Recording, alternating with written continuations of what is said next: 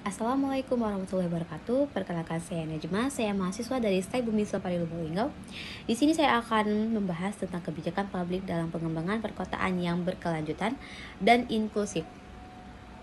Kebijakan publik memainkan peran krusial dalam pengembangan perkotaan yang berkelanjutan dan inklusif. Beberapa aspek kebijakan yang dapat mendukung tujuan ini terlibat. Yang pertama yaitu pembangunan infrastruktur berkelanjutan. Transportasi publik mendorong pengembangan transportasi publik yang efisien dan terjangkau untuk mengurangi kebutuhan akan transportasi pribadi yang berdampak tinggi. Infrastruktur ramah lingkungan, membangun infrastruktur yang ramah lingkungan termasuk energi terbarukan, sistem limbah yang efisien, dan penataan ruang hijau perkotaan. Dan yang kedua, kebijakan perumahan. Perumahan terjangkau membuat kebijakan perumahan yang terjangkau dan inklusif untuk memastikan akses yang setara bagi semua warga kota. Penataan kembali wilayah, menerapkan kebijakan penataan ruang yang berfokus pada pengembangan kota yang berkelanjutan dan menciptakan ruang terbuka bagi masyarakat. Sedangkan yang ketiga, pendidikan dan pelatihan keterampilan. Pendidikan berkualitas, mendorong pendidikan berkualitas dan pelatihan keterampilan untuk meningkatkan kapasitas penduduk dalam menghadapi tantangan perkotaan modern.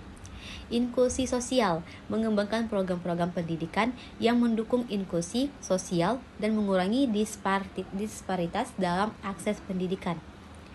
Dan yang keempat, kebijakan kesehatan dan layanan sosial. Akses kesehatan universal, memastikan akses universal ke layanan kesehatan dan fasilitas sosial yang berkualitas. Layanan sosial inklusif, kebijakan yang mendukung layanan sosial yang inklusif khususnya bagi kelompok rentan di perkotaan. Dan yang kelima, partisipasi masyarakat. Keterlibatan masyarakat mendorong partisipasi masyarakat dalam proses pengambilan keputusan dan perencanaan perkotaan untuk memastikan kebutuhan dan aspirasi masyarakat terwakili. Transparansi dan akuntabilitas, membangun kebijakan yang transparan dan akuntabel untuk memperkuat kepercayaan masyarakat terhadap proses pengembangan perkotaan.